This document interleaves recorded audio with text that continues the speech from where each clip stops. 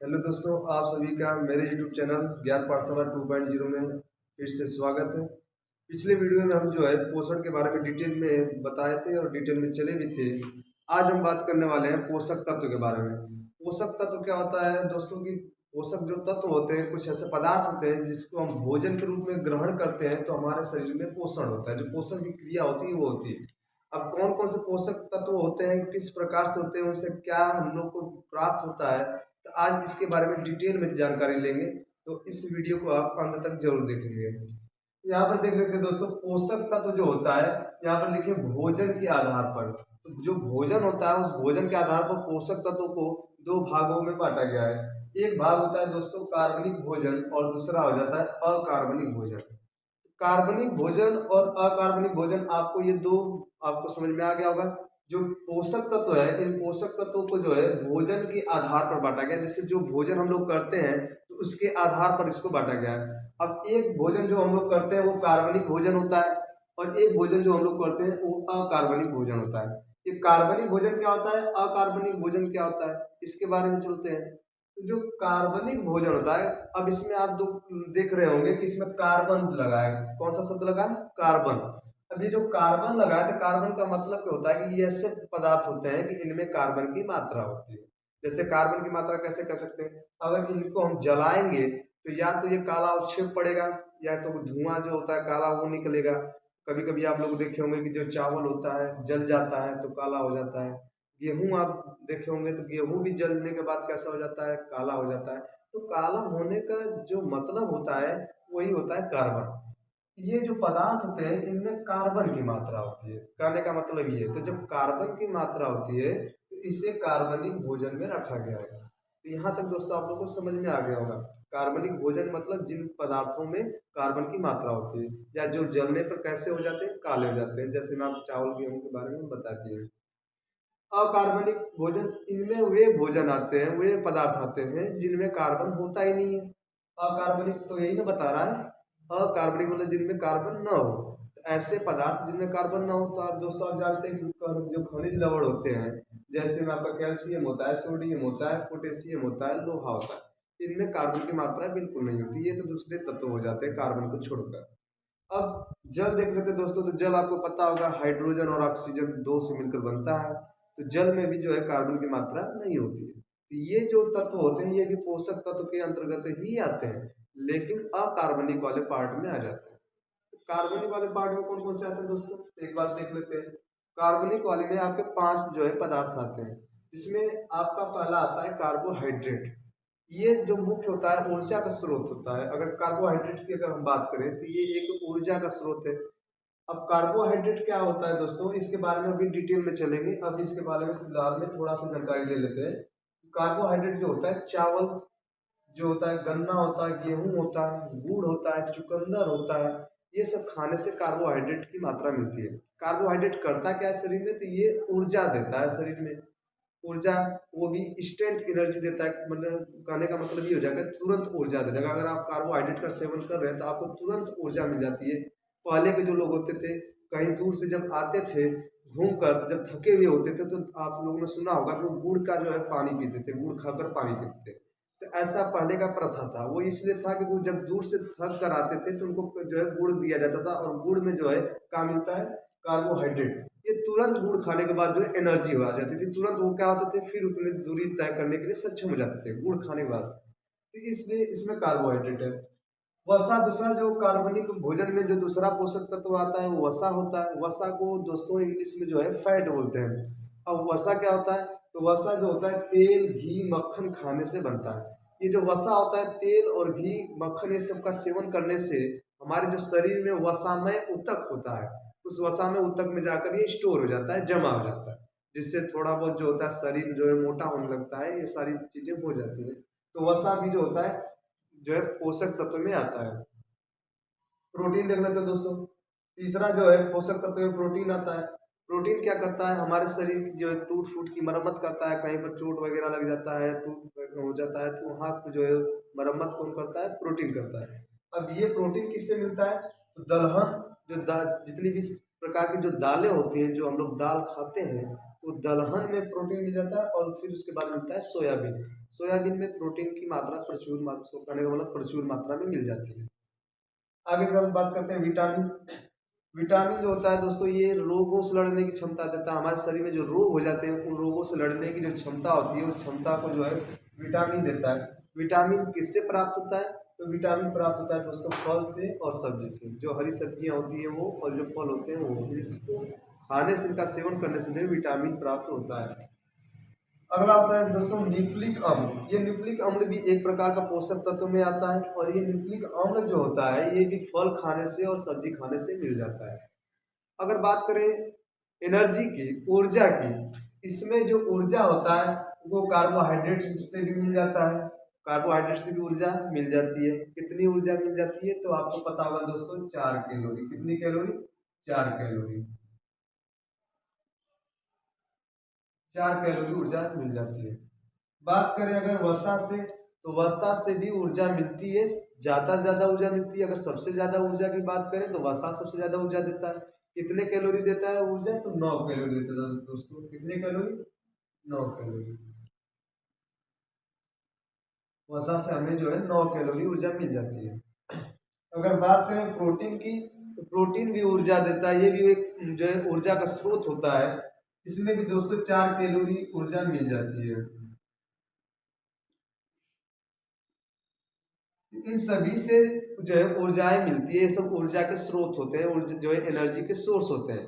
अगर हम बात करें दोस्तों विटामिन की, तो विटामिन जो होता है ऊर्जा का स्रोत नहीं होता है। इससे ऊर्जा नहीं मिलती है। जो ऊर्जा होता है तो ऊर्जा इससे नहीं मिलती है। विटामिन ऊर्जा का स्रोत होता ही नहीं है। ऊर्जा के स्रोत आपके जो है कार्बोहाइड्रेट, वसा और ये जो होते हैं प्रोटीन होते हैं, यही ऊर्जा के स्रोत होते हैं। विटामिन ऊर्जा का स्रोत नहीं होता है। आप लोग को ये पोषक तत्व समझ में आ गया होगा। कार्बनिक भोजन में पोषक तत्व कार्बोहाइड्रेट, वसा, प्रोटीन, विटामिन और न्यूक्लिक अम्ल। फिर इसके बाद अकार्बनिक जो भोजन में आपको बता दिया गया दोस्तों खनिज लवण, जैसे में आपका कैल्शियम आ जाता है, सोडियम आ जाता है, पोटेशियम आ जाता है और लोहा आ जाता है। ये सब अकार्बनिक मद में आ जाते हैं। फिर आपका ये दूसरे नंबर पर आता है जल। पूरा जो शरीर होता है दोस्तों वो पूरे शरीर में जो 70 से 80% 70 से 80% जो होता है मात्रा जो होती है जल की होती है। अगर पूरे शरीर को लिया जाए, पूरे शरीर में 70 से 80 लगभग जो है 80% जो क्या होता है सिर्फ जल ही होता है। देखो दोस्तों कार्बोहाइड्रेट देख लेते हैं। तो कार्बोहाइड्रेट जो होता है ये किससे मिलकर बनता है? अब आपको पता होगा कि कार्बोहाइड्रेट शरीर के लिए क्यों जरूरी है। तो कार्बोहाइड्रेट जो होता है इससे शरीर को जो है ऊर्जा मिलती है। वो ऊर्जा जो मिलती है वो भी इंस्टेंट एनर्जी, कहने का मतलब जो है तुरंत अगर आप कार्बोहाइड्रेट लेते हैं तो तुरंत आपको ऊर्जा मिल जाती है। इसलिए कार्बोहाइड्रेट का शरीर के लिए ऊर्जा के लिए उपयोगी होता है। अब कार्बोहाइड्रेट किससे बनता है? तो कार्बोहाइड्रेट जो होता है यहाँ पर लिखा है इनका निर्माण जो होता है कार्बन से, हाइड्रोजन से एवं ऑक्सीजन से होता है। मतलब कार्बोहाइड्रेट में कार्बन भी होगा, हाइड्रोजन भी होगा और ऑक्सीजन भी होगा। इन तीनों को मिलाने पर जो है कार्बोहाइड्रेट बन जाता है। अब देख लेते हैं दोस्तों कि कार्बन, हाइड्रोजन और ऑक्सीजन की जो क्वांटिटी होती है, जो मात्रा होती है वो किस में होती है? तो यहाँ पर अनुपात देखिए दोस्तों, अनुपात जो होता है 1 संबंधित 2 संबंधित 1 का होता है। ये अनुपात क्रमशः दिया गया है। जैसे अगर हम बात करें एक कार्बन जो होगा 1 होगा तो जो हाइड्रोजन हो जाएगा 2 हो जाएगा, फिर ऑक्सीजन भी कितना हो जाएगा 1 हो जाएगा। तो जो है हाइड्रोजन, कार्बन, हाइड्रोजन और ऑक्सीजन इनका जो अनुपात होता है 1 संबंधित 2 संबंधित 1 का होता है। फिर दोस्तों अगर बात करें तो कार्बोहाइड्रेट भी 2 प्रकार के होते हैं। जो कार्बोहाइड्रेट होते हैं वो 2 प्रकार के कैसे होते हैं? तो एक कार्बोहाइड्रेट जो होता है दोस्तों, एक होता है सरल कार्बोहाइड्रेट और दूसरा होता है जटिल कार्बोहाइड्रेट। ये सरल कार्बोहाइड्रेट और जटिल कार्बोहाइड्रेट क्या होते हैं? तो जो सरल कार्बोहाइड्रेट है वो आसानी से मिल जाते हैं। जो जटिल कार्बोहाइड्रेट होते हैं उनको थोड़ा सा हमारा जो डाइजेस्टिव सिस्टम होता है, जो पाचन तंत्र होता है उसको पचाना पड़ता है। तो सरल वाले को ज़्यादा पचाना नहीं पड़ता है। सरल वाले क्या करेंगे, जो सरल कार्बोहाइड्रेट होते हैं वो आप जैसे ही खाएंगे तो आपको तुरंत उसमें से ऊर्जा मिल जाएगी। और जटिल वाला कार्बोहाइड्रेट जो होता है दोस्तों उसको आपको खाना भी पड़ेगा और उसे पचाना भी पड़ेगा। जब वो पूरी तरह से पच जाएगा तब आपको वहाँ से ऊर्जा मिलेगी। तो यहाँ से देखते हैं सरल वाले में कौन सा आता है। तो सरल कार्बोहाइड्रेट में दोस्तों आता है गन्ना आता है। और अगर गन्ना आ रहा है दोस्तों तो गन्ना से गुड़ भी बनता है, गुड़ भी सरल कार्बोहाइड्रेट में आ जाएगा। चुकंदर दोस्तों आता है, खजूर आप जानते होंगे, खजूर भी आता है, तो ये सरल कार्बोहाइड्रेट में आता है। इनका मतलब ये होता है कि अगर आप इन्हें का सेवन करते हैं, इन्हें खाते हैं, तो ये आपके जो तुरंत आपको क्या कर देंगे, एनर्जी दे देंगे, शरीर को तुरंत ऊर्जा दे देंगे।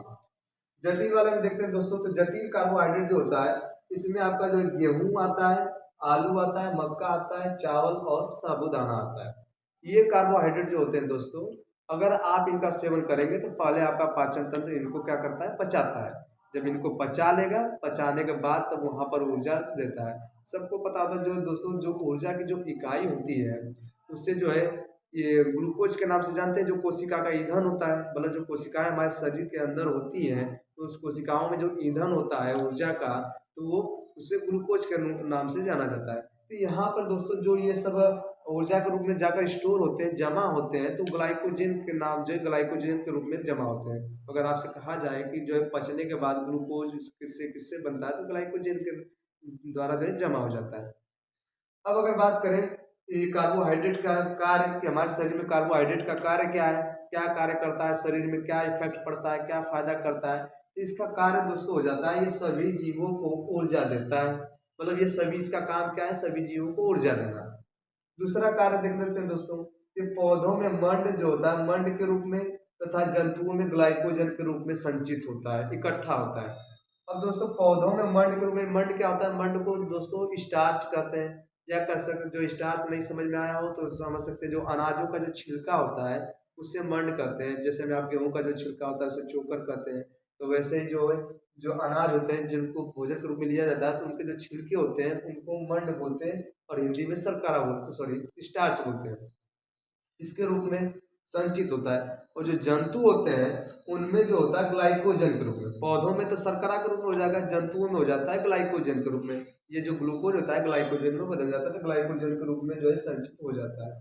तीसरा काम कार्य देख लेते हैं दोस्तों इसका, ये जंतुओं में बाह्य कंकाल बनाते हैं। जो जंतु होते हैं, छोटे छोटे जो कीट होते हैं, उन कीटों का जो बाहरी शरीर होता है, जो बाहरी कंकाल होता है, जैसे में जो त्वचा होती है, आप काकरोच वाकरोच का देखे होंगे तो वो कड़ा रहता है, जो बाह्य कंकाल होता है, आप उसको टच करेंगे, छुएंगे तो आपको कड़ा वहाँ पर कठोर मिलेगा आपको, तो वो बाह्य कंकाल बनाते हैं। अब वो बाह्य कंकाल को दोस्तों क्या बोलते हैं, तो काइटिन बोलते हैं। उसका जो नाम होता है बाह्य कंकाल का, काइटिन होता है। तो ये जो होता है जंतुओं में बाह्य कंकाल बनाते हैं, इसको अंग्रेजी में फैट बोलते हैं। वसा क्या करता है, शरीर में क्या कार्य करता है, उसको आज इसके बारे में जानेंगे। तो इनका जो वसा होता है, निर्माण जो होता है कार्बन, हाइड्रोजन और ऑक्सीजन से ही होता है। जैसे कार्बोहाइड्रेट का भी निर्माण कार्बन से ही हुआ था, हाइड्रोजन से ही हुआ था, ऑक्सीजन से ही हुआ था, तो वैसे ही वसा का भी जो वसा जो बनता है, वसा का जो निर्माण होता है वो भी कार्बन, हाइड्रोजन और ऑक्सीजन से होता है। बस फर्क जो होता है इतना होता है कि इसमें ऑक्सीजन की मात्रा कम होती है। कार्बोहाइड्रेट में ऑक्सीजन की मात्रा ज्यादा थी, वसा में ऑक्सीजन की मात्रा कम हो जाती है। ये जो होते हैं कार्बनिक घोलक में घुलनशील होते हैं तथा जल में अघुलनशील होते हैं। जो कार्बनिक घोलक होते हैं, जो कार्बनिक पदार्थ होते हैं, उसमें ये जो होते हैं घुलनशील होते हैं। घुलनशील का मतलब उसमें वसा क्या होती है, घुल जाती है पूरी तरह से। अगर कोई कार्बनिक पदार्थ रहेगा, जैसे मैं आपको बताए थे कार्बोहाइड्रेट ये सब होते हैं, जो कार्बनिक पदार्थ होते हैं, भोज्य पदार्थ होते हैं, उनमें जो वसा होती है वो पूरी तरह से घुलनशील होती है, मतलब पूरी तरह से घुल जाती है। लेकिन जो जल होता है वो जल में घुलनशील नहीं होती है, मतलब जल में वो घुल नहीं पाती है, जल में वो अलग हो जाएगी। जैसे अगर आप देखेंगे तेल और जल, अगर जल कोई सी पानी में अगर तेल का बूंद डालेंगे तो वो तेल अलग हो जाता है और पानी अलग हो जाता है, वो एक में मिक्स होता ही नहीं है, घुलता ही नहीं है। उसी प्रकार से जो होता है तेल एक वसा का ही रूप होता है, घी जो होता है वसा का ही रूप होता है। और ये जो होता है जल में आप घोलना चाहोगे तो जल में घुलेंगे नहीं, ये जल के ऊपरी सतह पर क्या होते हैं, आ जाते हैं। ऊपरी सतह पर जो तेल होते हैं, घी होते हैं, वो लग जाते हैं। इसलिए जो होता है वसा जल में घुलनशील नहीं होती है, कार्बनिक पदार्थ में घुलनशील होती है। यहाँ तक आप लोग को समझ में आ गया होगा। अब देखते हैं स्रोत, जान लेते हैं दोस्तों कि जो वसा के जो स्रोत होते हैं, क्या खाएंगे कि हमको वसा मिलेगा, हमारे शरीर को वसा मिलेगा, तो कौन सी चीज़ों को खाएंगे, किसका सेवन करेंगे। तो यहाँ पर देखते हैं दोस्तों, मक्खन जो होता है, आप सुने होंगे जो मक्खन होता है, पनीर होता है, दूध होता है, घी होता है, चर्बी होता है। ये जानवरों की जो जानवरों की चर्बी होती है, इन सबको खाने से जो है वसा की मात्रा मिल जाती है शरीर को। अगर हम पादप में चले, पेड़ पौधों में चले, तो पेड़ पौधों में से क्या हमको चाहिए, तो पेड़ पौधों में से नारियल होता है, बादाम होता है, मूंगफली होता है, ये सब खाने से जो है वसा मिलती है। तो नारियल, बादाम, मूंगफली, ये पेड़ पौधों में से होता है। और ये जो दोस्तों चर्बी हुआ, घी हुआ, दूध, पनीर, ये सब जो होता है जंतुओं से मिल जाता है। ये उपयोग करने से, इनको खाने से हमारे शरीर को काफी मात्रा में जो होता है फैट मिलता है, मतलब वसा मिल जाता है। आगे इसका कार्य देखते हैं दोस्तों कि जो वसा होता है उसका हमारे शरीर में कार्य क्या होता है। जैसे अगर हम मान लो हमने वसा जो है ले लिया शरीर में, जो उसको एब्जॉर्व कर लिया, अब वो शरीर में क्या इफेक्ट करेगा, क्या कार्य करेगा, कुछ या तो लाभ कर सकता है या तो हानि कर सकता है। तो वसा में जो होता है दोस्तों काफी अधिक मात्रा में कोलेस्ट्रॉल पाया जाता है। यहाँ पर देख लेते हैं जो इसका कार्य होता है, ये ऊर्जा तथा शरीर की रक्षा करता है। मतलब ये शरीर को पहला तो ऊर्जा देता है और दूसरा जो होता है शरीर की रक्षा करने में भी का उपयोगी आता है, मतलब काम आता है। पहला तो ऊर्जा देना शरीर को, कार्बोहाइड्रेट की तरह ऊर्जा भी देता है और शरीर की रक्षा भी करता है। दूसरा अगर इसका कार्य देखें दोस्तों, ये भोजन के रूप में संचित होता है। मतलब जो हम भोजन करते हैं तो भोजन के रूप में ये क्या होता है, इकट्ठा होता है, संचित होता है वसा।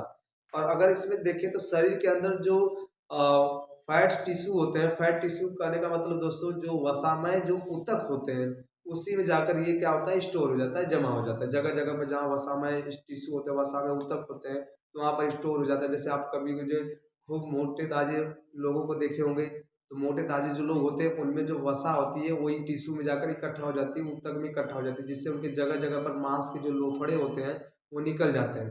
तो मांस निकलने का मतलब क्या होता है कि उनमें वो जो वसा होता है वो जाकर संचित हो जाता है। तो यहाँ से समझ में आ गया होगा। दूसरा होता है, तीसरा देखते हैं दोस्तों इसका जो कार्य होता है, शरीर को आकृति तथा सुरक्षा प्रदान करना।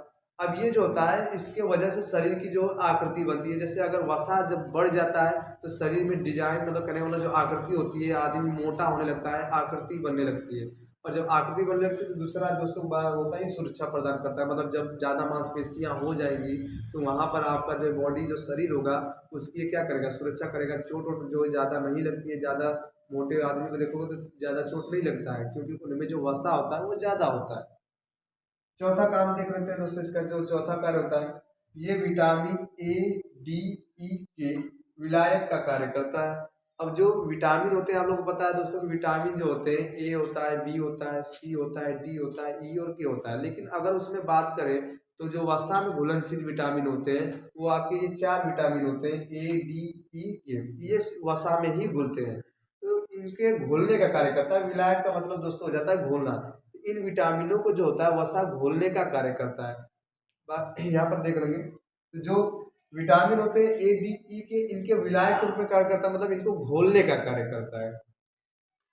देख लेते हैं दोस्तों प्रोटीन जो होता है ये हमारे शरीर में क्या कार्य करता है। तो प्रोटीन जो होता है हमारे शरीर में भी एक पोषक तत्व के रूप में होता है, और हमारे जो शरीर होता है उसमें ये टूट फूट की मरम्मत करता है प्रोटीन। तो यहाँ पर आप जान लेते हैं प्रोटीन के बारे में कि प्रोटीन क्या कार्य करता है, प्रोटीन क्या खाने से प्राप्त होगा और प्रोटीन किसे कहते हैं, ये सारी जानकारी यहाँ से ले लेते हैं।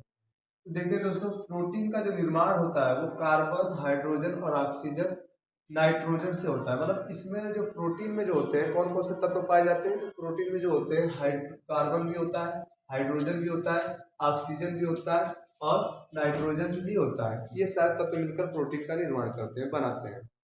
दूसरी बात जान लेते हैं दोस्तों, ये शरीर का लगभग 14% जो होता है भाग बनाती है। जो प्रोटीन होती है वो शरीर का कितने परसेंट भाग बनाती है, 14%। 14% भाग जो होता है शरीर का प्रोटीन ही बना देती है। आगे देख लेते हैं दोस्तों, प्रोटीन का जो निर्माण करने वाले 20 अमीनो अम्ल होते हैं। जो प्रोटीन का निर्माण करते हैं वो 20 अमीनो अम्ल मिलकर जो है प्रोटीन का निर्माण करते हैं, जिसमें से 10 जो प्रोटीन जो 10 अमीनो अम्ल होते हैं वो भोजन से प्राप्त हो जाते हैं। और जो आप भोजन खाते हैं, खाना खाते हैं, उसमें से आपको 20 में से कितने अमीनो अम्ल मिल जाएंगे, 10 अमीनो अम्ल उसमें से मिल जाएंगे। बाकी जो 10 का अमीनो अम्ल होता है वो जंतु स्वयं बना लेता है। जो जंतु के कोशिकाएं होती हैं वो कोशिकाएं स्वयं बना लेती हैं। तो यहाँ पर 20 अमीनो अम्ल में से जो 10 जो है भोजन खाने से, मतलब भोजन करने से प्राप्त हो जाते हैं, और बचा जो 10 अमीनो अम्ल वो उस जंतु की जो कोशिकाएं होती है वो स्वयं बना लेती हैं। आगे देखते हैं दोस्तों, स्रोत जान लेते हैं कि जो प्रोटीन होते हैं क्या खाने से मिलेंगे, उसका स्रोत क्या होता है। तो जो स्रोत होता है दोस्तों ये होता है मांस। जो जंतु होते हैं, जीव होते हैं, उनका मांस, मछली, दूध, अंडा तथा पनीर, ये सारी चीजें जो होती है, सारी चीजें आपको बस जो है जंतुओं से मिल जाएगी। पनीर भी हो गया, दूध भी हो गया, मांस भी हो गया, अंडा भी हो गया, तो ये आपको जंतुओं से मिल जाएगा। इन सभी में प्रोटीन की प्रचुर मात्रा होती है। अगर आप वनस्पति की बात करें, जो है पौधों की बात करें, तो पौधों में दोस्तों आपको देखेंगे यहाँ पर दाल, गेहूं, मूंगफली और बादाम, ये जो होते हैं पेड़ पौधों से ये जो फल प्राप्त होते हैं, कहने का मतलब है इनसे जो होता है प्रोटीन मिल जाता है प्रचुर मात्रा में। अब आगे बात करें अगर दोस्तों इसके कार्य की, तो जो प्रोटीन का जो कार्य होता है, ये शरीर में वृद्धि करना, जो शरीर ग्रोथ करता है, जो बड़ा होता है वृद्धि करता है, और उसके बाद शरीर जो शरीर का निर्माण तथा टूट फूट की मरम्मत, मतलब जो चोट लग जाती है, घाव लग जाता है कभी जो है, तो वहां पर जो प्रोटीन उसकी जो है मरम्मत करती है। तो टूट फूट की मरम्मत भी कौन करते हैं? प्रोटीन करते हैं। आगे अगर इसका कार्य देखें दोस्तों, ये रक्त में हीमोग्लोबिन, जो रक्त होता है उसमें हीमोग्लोबिन नाम का प्रोटीन पाया जाता है। आप लोग रक्त वाले चैप्टर में पढ़े होंगे। जो रक्त होता है उसमें हीमोग्लोबिन नाम का प्रोटीन पाया जाता है। हीमोग्लोबिन क्या करता है कि जो ऑक्सीजन होता है और कार्बन डाइऑक्साइड होता है, उसको जो है रक्त के माध्यम से पूरे शरीर में क्या करता है? फैलाता है, मतलब पूरे शरीर में इसको फैलाता है। तो हीमोग्लोबिन भी एक प्रकार का प्रोटीन ही होता है। तो इसके बारे में देख लेते हैं। हीमोग्लोबिन की जो प्रोटीन होता है, ये ऑक्सीजन का वहन करता है। क्या करता है? ऑक्सीजन का वहन। ऑक्सीजन का भी वहन करता है, कार्बन डाइऑक्साइड का भी वहन करता है, मतलब दोनों को शरीर के एक स्थान से दूसरे स्थान पर ले आने के कार्य जो होता है वो संवहन या वहन कहलाता है। यहाँ पर दोस्तों यहाँ तक आप लोग को प्रोटीन समझ में आ गया होगा। आगे देखते हैं, जो प्रोटीन होता है ये थक्का भी जमाता है। प्रोटीन कौन सा थक्का जमाता है? तो एक प्रोथ्रोम्बिन आप सुने होंगे, तो प्रोथ्रोम्बिन जो होता है थक्का बनाने में काम आता है। ये जो प्रोटीन होता है इसका काम होता है रक्त को थक्का जमाना।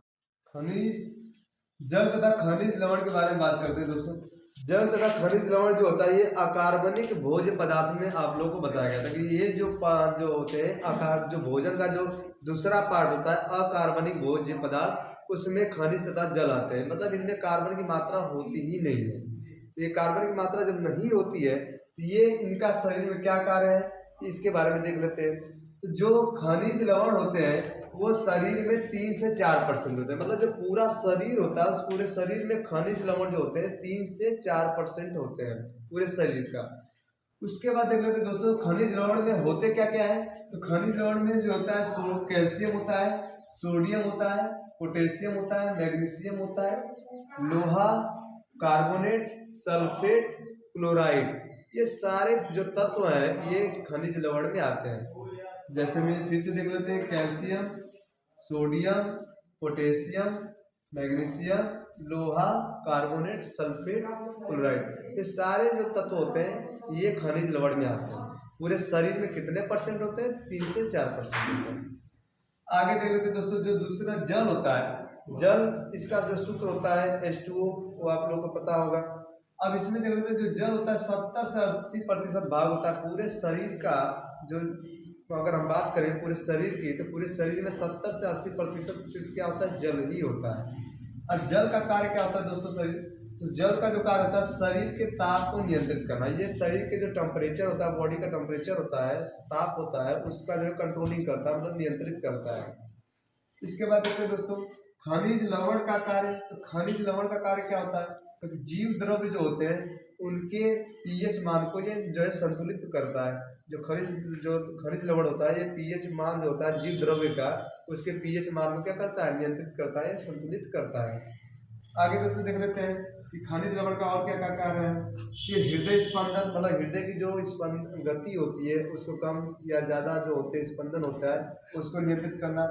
तंत्रिकी संवहन करता है, मतलब जो मैसेज होते हैं, जो संदेश होते हैं तंत्रिका तंत्र के द्वारा मस्तिष्क में पहुंचते हैं।